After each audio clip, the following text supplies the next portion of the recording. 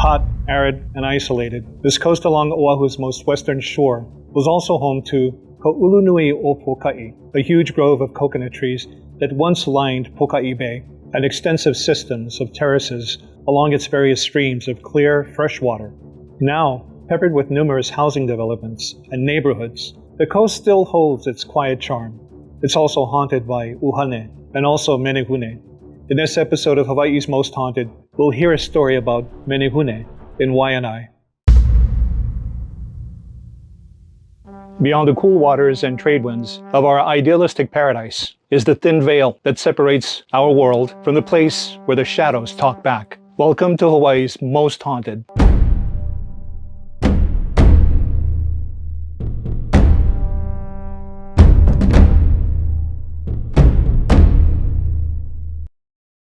Menehune are often referred to as the little people of Hawaii. However, these were not similar to Ireland's lucky leprechauns or Europe's elves and gnomes, and other than their height, they bore no resemblance to dwarves. Many believe, while the Menehune were much shorter in stature, they were proportionately the same as their taller Hawaiian counterparts. There is much debate regarding their exact origins, but it is often agreed that the Menehune lived in the forests of the mountains and only came out to the lowlands at night. They are described as only 2 to 3 feet tall and thick and hairy.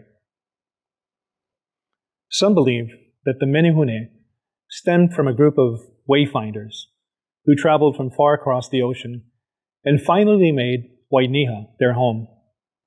They're known for their great deeds, accomplishments, and tasks such as building a heiau, an irrigation ditch, or a fish pond in a single night.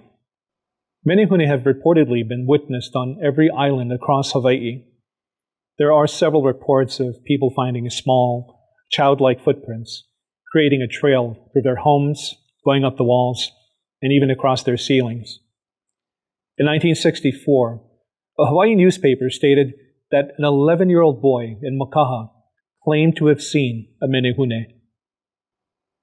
Now, when questioned by his school principal, Mr. Moore, and reporter Bob Krause, the boy said that he was watering the front lawn when he thought he heard somebody behind him. He turned, and there was a short man dressed in a cloak and a helmet. He was about as tall as the mailbox.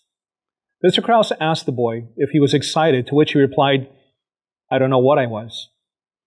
He smiled at me, sort of mischievous, and then walked away. He had big eyes like a cat. He walked real slow. When he ran around the corner of the house, I got excited. I wanted to follow him, but he disappeared.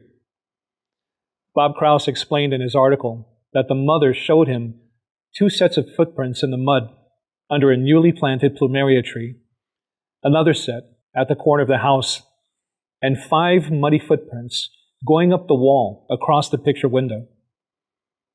Auntie Abigail Pilila'o of Waianae explained that the area surrounding the home is called Wai'oli. It was the home of the Menehune of Waianae. Even years ago, when Waianae was a sugar plantation, they never planted cane there because it was where the Menehune lived. Could the Menehune have been a youngster wearing a mask? No, the boy said, because he smiled, and you can't smile with a mask. When Mr. Krause asked the boy if he'd ever seen a real witch or goblin, the boy replied, "I don't believe in things like that." He was serious enough that the adults around him, including his principal and the reporter, were convinced that the boy believed he definitely saw a Menehune.